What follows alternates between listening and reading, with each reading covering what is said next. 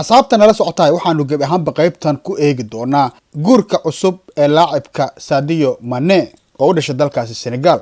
Waxa soo kordhay xogo cusub oo ku saabsan sida ay lamaanahan cusub isku barteen, cidda ka shaqaysay inuu gabadhan xiriir la sameeyo kadib markii uu ka helay dood ku saabsan da'da uu xiriirka kula sameeyay iyo taageerayaal aad u dhaliilay iyo kuwa difaacay arrintaasi.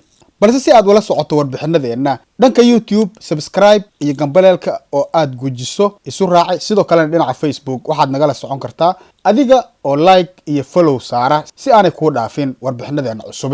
waxaan ahay Maxamed Xaaji.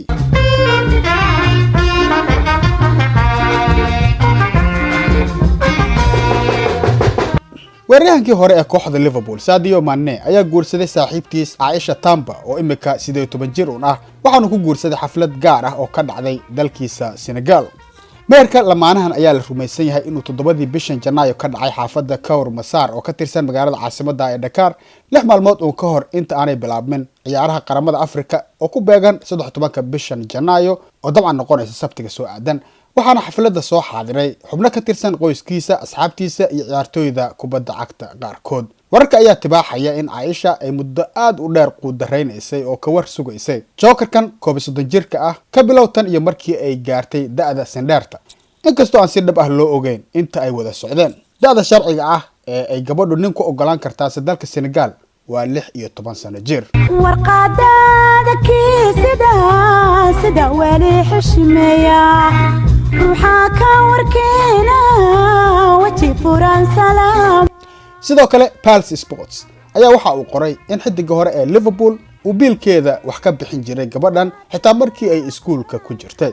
lamaanahan ayaana isku diin ah oo wada haysta diinteena Islaamka, waxaana la sheegayaa in labaduba ay yihiin dad jecel in ay si gaar ah u noolaadaan oo aanay amuurahooda bulshada u soo bandhigin inta badan. waxaana laga garan karaa sida uu Mane xiriirkiisa u qariyay.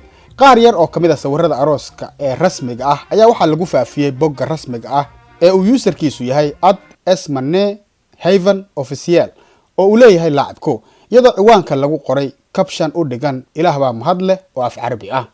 sawirada arooska ayaa sidoo kale lagu daabacay Instagramka shirkadda sawir qaadista ka shaqaysata, iyadoo lagu faafiyay userka kale ee @MacVision_Events_Haven_official. sawirada ayaana muujinaya Mane iyo xaaskiisa cusub oo iyadu ku kortay deegaanka Casamance ee Senegal, taasoo ah gabar u dhalay nin injineer ah, iyagoo gacmaha is haysta oo sawirro iska qaadaya xafladda kadib ayaana la soo bandhigay. hal sawir ayaa muujinaya labada lamaane oo fadhiya meel ka hooseysa xirmooyin ubaxyo ah, tii ay derbiga ku xardhan yihiin erayo u akhrismaya nin aad u sahlan una jajaban: hambalyo Sadio Mane, allaha barakeeyo midowgiina. annaguna dabcan aamin ayaanu leenahay.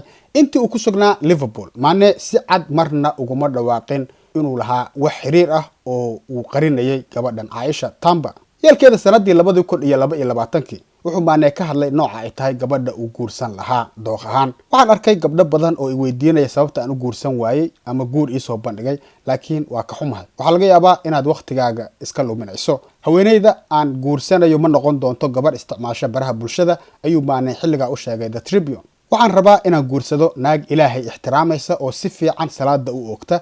qof kasta wuxuu leeyahay hab u gaar ah oo uu u maro dooqa jacaylkiisa, ayuu ku daray Mane.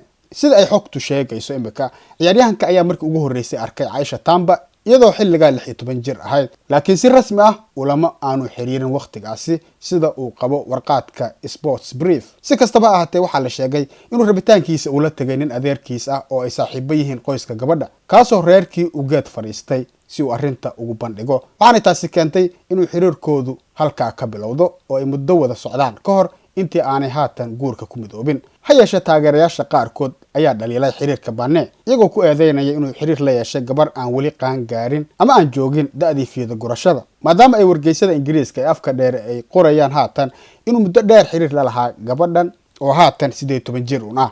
waxayna qaarkood iska qiyaaseen intaa loo qaadan karo inuu xiriirku soo bilaabmay tiyo aanay gabadhu weli hana qaadin ama qaan gaarin.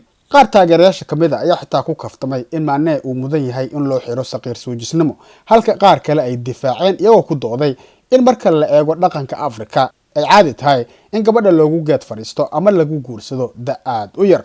maxamed xaaji hadal same TV. waqti yarood maqnayd ban waa heeto baan gumoode waqti yarood maqnayd ban waa heeto baan